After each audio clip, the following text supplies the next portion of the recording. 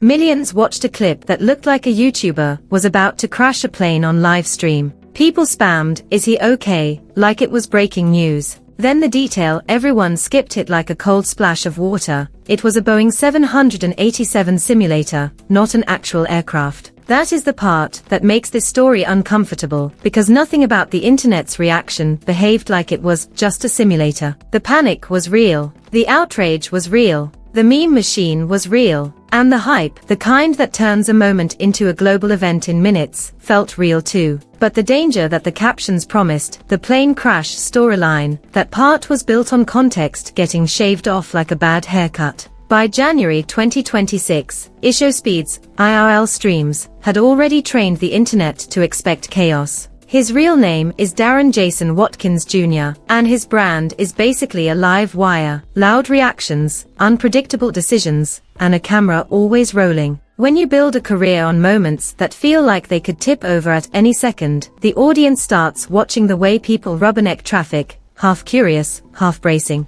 So when Speed arrived in Addis Ababa during his Speed Does Africa run, the environment was already primed. A stop like that is not a normal travel vlog where someone reviews food and points at landmarks. It is a live crowd, a moving security bubble, phones in the air, people shouting his name like it is a concert, and a streamer who feeds off the noise. You can almost hear it, that sharp, echo indoor hum you get in big public buildings, the shuffle of shoes on tile, someone yelling a warning that arrives half a second too late, the camera jolting as he turns his head. And then comes the cockpit moment. A high-end simulator can look too real on a phone screen. The seats, the panels, the switches, the glow of displays, the whole thing designed to replicate the experience so closely that your brain stops arguing. In clips that spread afterward, Speed looks like he is doing what he always does when he thinks something is spiraling. Voice up, eyes wide, body tense like he is trying to wrestle reality back into place.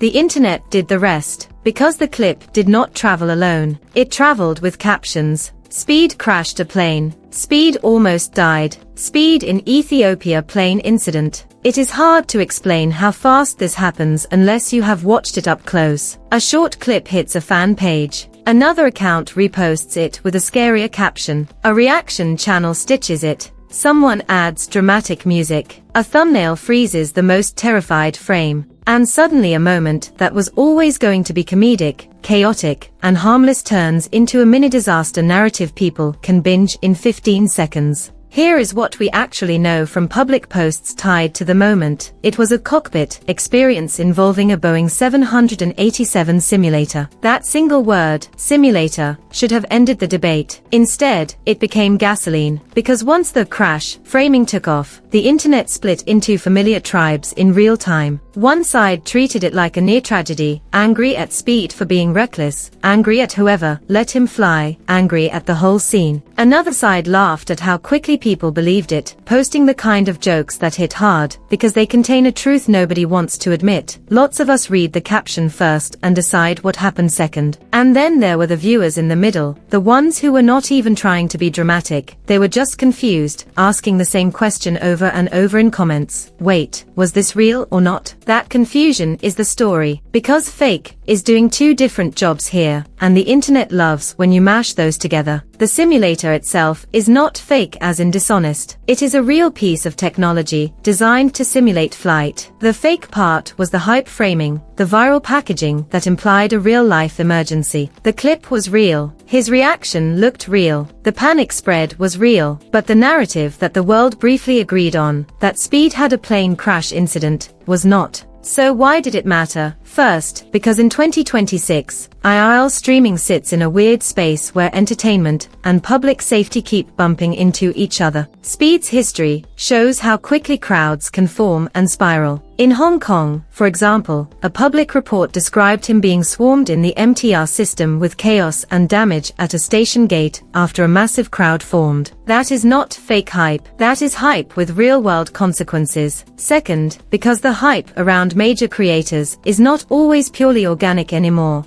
and people have started noticing. Governments and tourism boards have literally treated creators like marketing channels you can book. Latvia's public broadcaster reported on officials defending strategies that involve paying influencers for visibility. And the Washington Post reported that Lithuania tourism officials paid Speed an honorarium and organized events around his visit in Vilnius. If you are a viewer watching spontaneous street chaos, but parts of the trip are scheduled, funded, and staged for optics, what does real even mean anymore? Third, because clip culture does not just entertain, it also rewrites. A simulator becomes a crash, a prank becomes a headline, a misunderstanding becomes a confirmed story because it got repeated enough times in enough places. And the aftermath of the simulator moment followed the same pattern as 1,000 viral internet storms before it. The debunking did not arrive like a clean correction, with everyone nodding and moving on. It arrived as competing clips. People posting, "It was a sim like a MIC drop." Others refused to let the drama go, because the dramatic version is more fun to share. A few accounts quietly deleting or changing captions. Reaction creators moving on to the next clip, because the algorithm does not pay extra for clarity. If you watched it unfold, it felt less like one big public conversation, and more like a crowd in a street market, everyone yelling different versions of the same story at the same time. One person shouting, "He crashed." Another shouting, "No, it is a sim." Someone is laughing.